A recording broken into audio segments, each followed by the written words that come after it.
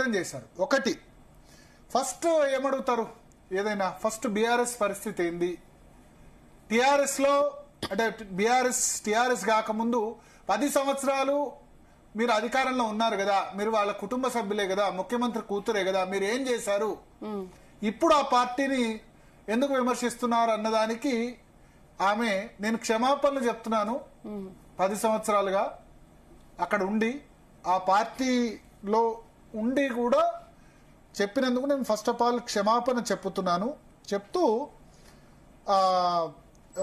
ఏమంటారు, కేసీఆర్ను ఒకప్పుడు కేసీఆర్ ఇట్లా లేకుండే ఇప్పుడు మరమనిషి అయినాడు అంటే రోబో, మరమనిషి అంటే రోబో అయిపోయాడు. ఒకప్పుడు కేసీఆర్ ఉద్యమంలో ఉన్న కేసీఆర్ వేరు, ఇప్పుడు రాష్ట్ర సాధన అయిన తర్వాత ముఖ్యమంత్రి అయిన తర్వాత ఉన్న కేసీఆర్ వేరు, కంప్లీట్ గా ఆయన మారిపోయాడు అని చెప్పారు. అంటే మరి మీ తండ్రి దగ్గరే ఉన్నావు కదా, అప్పుడు అధికారంలో ఉన్నప్పుడు ఎందుకు విమర్శలు చేయాలన్న దానికి ఆమె క్లారిఫికేషన్ ఇచ్చినట్టయింది.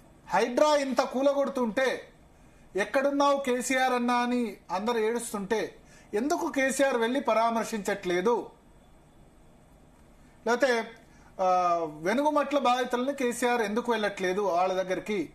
గతంలో ఆర్డీఎస్ కోసం అంటే రాజోలి బండా డైవర్షన్ స్కీమ్ గద్వాల్ జిల్లాలో ఉంటుంది ఆర్డీఎస్.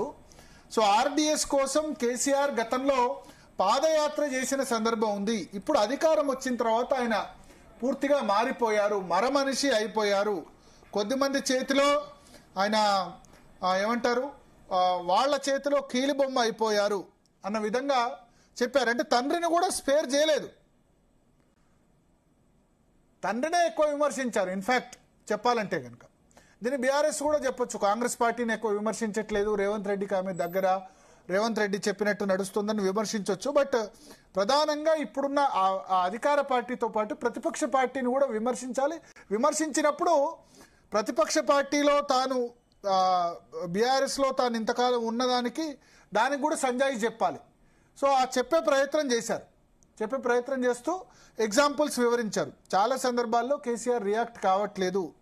ఆయన ఒకప్పుడు చేనేత కార్మికుడు ఆత్మహత్య చేసుకుంటే తల్లడిల్లిన వ్యక్తి ఇప్పుడు ఎందుకు ఆయన బయటికి కూడా రావట్లేదు, వెనుగుమట్లలో ఉన్నప్పుడు ఎందుకు రావట్లేదు, లేకపోతే హైడ్రా కూలగొడితే ఎందుకు రావట్లేదు, ఇట్లా చాలా విషయాలు కూడా చెప్పారు. ఉద్యమకారులకు సరైన అన్యాయం జరగలేదు, కేసీఆర్ గారి ఆధ్వర్యంలో తెలంగాణ ఉద్యమ రథం దారి తప్పింది అని చెప్పి చెప్పారు. తర్వాత ఫోన్ ట్యాపింగ్ అంశాన్ని ప్రస్తావించారు. ఫోన్ మాట్లాడాలంటేనే భయం, దారుణమైన నిఘా నీడలో బతికేవని చెప్పారు. తద్వారా ఇండైరెక్ట్ గా తన ఫోను, తన భర్త ఫోను కూడా ట్యాప్ అయిందన్నట్టు ఆమె చెప్పారు. చెప్పడంతో పాటు దీనిలో ఈ తప్పులకు నా భాగస్వామ్యం కూడా ఉందన్న దానికి కేవలం క్షమాపణ చెప్తే సరిపోదు, క్షమాపణ చెప్పడంతో పాటు ఆ తప్పుల్ని దిద్దుకోవడానికి కష్టపడి పనిచేయాలి అని చెప్పి ఆమె చెప్పారు.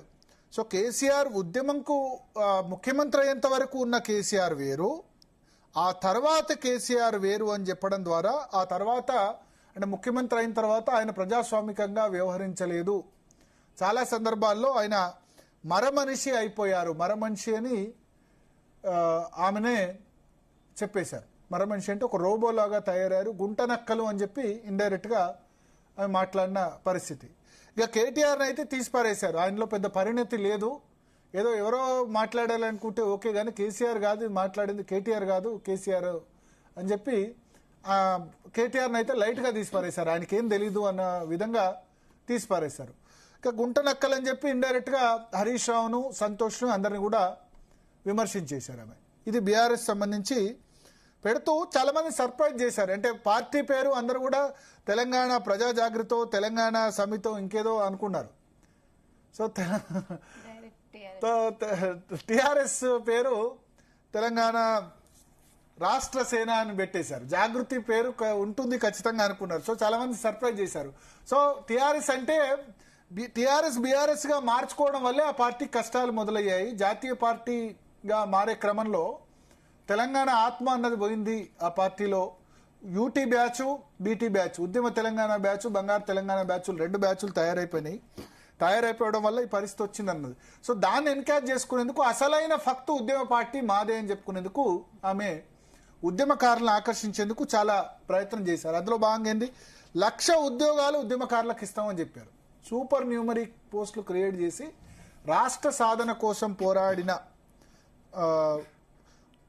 ఉద్యమకారులకు 1,00,000 ఉద్యోగాలు ఇస్తాం. మొత్తం 4 లక్షల ఉద్యోగాలు ఇస్తే 1,00,000 ఉద్యోగాలు సూపర్ న్యూమరీ క్రియేట్ చేసి అది ఉద్యమకారులకే, తెలంగాణ రాష్ట్ర సాధన కోసం పోరాడిన వాళ్ళకి 1,00,000 ఉద్యోగాలు ఇస్తామని కవిత చెప్పారు. సో ఉద్యమకారుల్ని ఆకర్షించే దిశగా ఆ ప్రయత్నం జరిగింది. అందుకనే పేరు కూడా టీఆర్ఎస్ అన్నారు. అయితే మరి దీనికి ఎట్లా ఉంటుందన్నది చూడాలి. ఎలక్షన్ కమిషన్ లో ఈ పార్టీ రిజిస్టర్డ్ పార్టీ అయిందా లేదా అన్నది చూడాలి.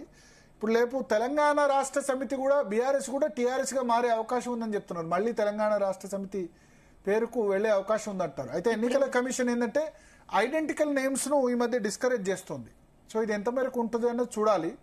తెలంగాణ రాష్ట్ర సేన అని బహుశా రిజిస్ట్రేషన్ లేకుండా మేము ముందుకు వెళ్లరు. రిజిస్ట్రేషన్ కానీ అవి కానీ సింబల్ కూడా ఎలక్షన్ కమిషన్ దగ్గర తెచ్చుకోవాలి. ఇంకా పార్టీ గుర్తు తర్వాత చిహ్నం, ఆమె పార్టీ గుర్తు గల చీర ధరించడం ద్వారా ఒక సింబాలిక్ గా సేమ్ అదే రకమైన ఐడెంటికల్ శారీ ధరించి వచ్చారు. సర్వమార్త ప్రార్థనలు చేశారు. సో ఒక విధంగా వాళ్ళు 1 మ్యాన్ షో చేశారు, అట్రాక్ట్ చేశారు. అంటే అందరూ ఏంటంటే షర్మిలతో కంపేర్ చేశారు. షర్మిల పార్టీ పెట్టి ఏం చేసింది, ఏమైంది అని చెప్పి. బట్ ఆమె మాత్రం తను షర్మిలతో కంపేర్ చేసుకోవట్లేదు. ఆమె ఇంతకాలం ఏంది కవితక్క అని పిలిచారు కదా, ఇప్పుడు దాని బ్రాండ్ కవితక్క బై కవితమ్మగా ఆమె రీబ్రాండ్ చేసుకునే ప్రయత్నంలో ఉన్నారు. ఎందుకంటే కవితక్క అని పిలిపించుకున్నప్పుడు 18-19 సంవత్సరాల క్రితం అప్పుడు ఏజ్ వేరు, ఇప్పుడు ఏజ్ వేరు చెప్తూ కవితమ్మ అని చెప్పుకునే ప్రయత్నంలో భాగంగా ఆమె స్పీచ్లో 2 విషయాలు చెప్పారు. ఏంటంటే అమ్మ ఎప్పుడు కూడా కడుపు చూస్తుంది, జేబు చూడదు. అంటే బిడ్డల కడుపు చూస్తుంది అంటే తెలంగాణ ప్రజలకు సంబంధించిన కడుపు చూస్తుంది, ఎంత ఖర్చు అవుతుంది అన్నది కాదు. జేబు చూడడం అంటే డబ్బులు ఎంత ఖర్చు అవుతాయి అన్నది కాదు. అమ్మ ఎప్పుడు కూడా కడుపు చూస్తుందని చెప్పి, నాకు అమ్మ అంటే ఇప్పుడు ఇద్దరు భారత రాజకీయాల్లో, ఇందిరమ్మ తమిళనాడులో, అమ్మ జయలలిత.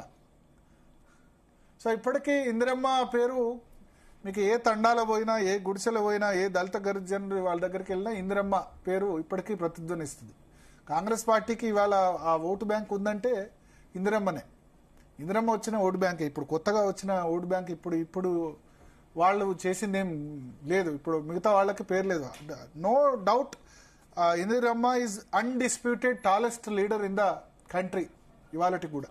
ఆమె పేరు మీద కాంగ్రెస్కు ఓటు బ్యాంకులు ఎస్సీ, ఎస్టీ, మైనారిటీ, బీసీల్లో ఎస్పెషల్లీ బ్యాంకుల జాతీయకరణ కానీ మిగతావి చేసిన. ఇక తమిళనాడులో అమ్మ చనిపోయినా సరే అన్నాడీఎంకే ఆ పార్టీ ఏ విధంగా సస్టైన్ అయిందో మనం చూసాం. పోయినసారి కూడా ఆమె చనిపోయిన తర్వాత కూడా దాదాపు మంచి సీట్సే వచ్చాయి కేవలం అమ్మ పేరుతో. ఇంకా మమతా బెనర్జీ, అక్కడ దీది, మమతా బెనర్జీని కూడా అక్కడ అక్కానే పిలుస్తారు, దీది. ఒకసారి 2011లో అధికారంలోకి వచ్చిందంటే మమతా బెనర్జీ 15 ఏళ్ల పాటు పాలించారు. జయలలిత కూడా అన్నిసార్లు ముఖ్యమంత్రి అయ్యారు. సో తనను తాను అంటే షర్మిలతో వాళ్ళతో వీళ్ళతో కంపారిజన్ కాకుండా జయలలిత, మమతా బెనర్జీ, ఇందిరమ్మ ఇటువంటి వాళ్ళతో పోలిక తీసుకునే ప్రయత్నం కవిత మనకు ప్రసంగం ద్వారా చేసినట్టయింది. ఇక నుంచి కవితక్క బదులు కవితమ్మ, స్వయంగా వాళ్ళ సోషల్ మీడియా హ్యాండిల్స్లో కూడా కవితమ్మ అని చెప్పి ట్వీట్ చేశారు. సో దట్ ఏంటంటే అన్ని వర్గాల వాళ్ళకి మరింత రిజునేట్ చేసే ప్రయత్నం చేశారు. తెలంగాణలోని అప్పుడు అక్కగా ఉన్న 3 కోట్ల మందికి ఒక అమ్మలాగా పరిణతి చెందాలని అనుకుంటున్నా. జయలలిత మీద అభిమానం అమ్మలాగా అంటే జయలలిత కోసం, జయలలిత చనిపోతే వేలాది మంది ఆత్మహత్య చేసుకున్నారు తమిళనాడులో. నేను జయలలిత చనిపోయే సమయంలో ఆ చివరి గడియల్లో నేను చెన్నైలో ఉన్నాను. అప్పుడు 2016లో ముఖ్యమంత్రి అయిన 4 నెలలకే ఆమె అపోలో హాస్పిటల్ అడ్మిట్ అయ్యి 2 నెలల పాటు ఉండి చివరిలో చనిపోయారు. చనిపోయినప్పుడు నేను చూశాను ఎంత చెన్నైలో అసలు ఒక ఇడ్లీ బండి కూడా తెరవలేదు. 2 రోజుల పాటు మాకు ఫుడ్ లేని పరిస్థితి. ఎందుకంటే ఏ హోటల్ లేదు, ఏది క్లోజ్ చేశారు. ఇంకా ఎట్లా అంటే అప్పుడు నేను తెలుగు ఛానల్ తరపున వెళ్ళాను, అక్కడేమో తమిళ్ లాంగ్వేజ్ మాట్లాడతారు. వాళ్ళు మాట్లాడితే కనుక ఇంకా చివరి గడియల్లో ఉన్నప్పుడు హాస్పిటల్ ముందు అయిన వాళ్ళు బయట తీసుకుంటే వాళ్ళు అమ్మ అమ్మ అమ్మ అమ్మ అని చెప్తున్నారు. తీసుకుందేమో నేను వెళ్ళిందేమో తెలుగు ఛానల్, వాళ్ళు మాట్లాడేదేమో తమిళం.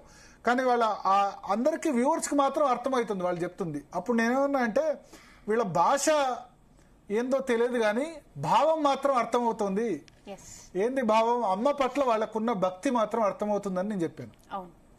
సో అంతగా అట్రాక్ట్ అంటే ఒక వేరే లాంగ్వేజ్ వాళ్ళకు కూడా అర్థమయ్యే విధంగా వాళ్ళ ఎక్స్ప్రెషన్స్ వాటితో భాష తెలియకుండా భావం అర్థమైపోయింది. సో అంత popular leader, tallest leader Jayalalithaa. So Jayalalithaa తరహాలోనే మనం చూసాం ఇటీవల ఆమె వస్త్రధారణ కానివ్వండి, హెయిర్ స్టైల్ కానివ్వండి, జయలలిత మరపించేలా ఆమె చేస్తున్నారు.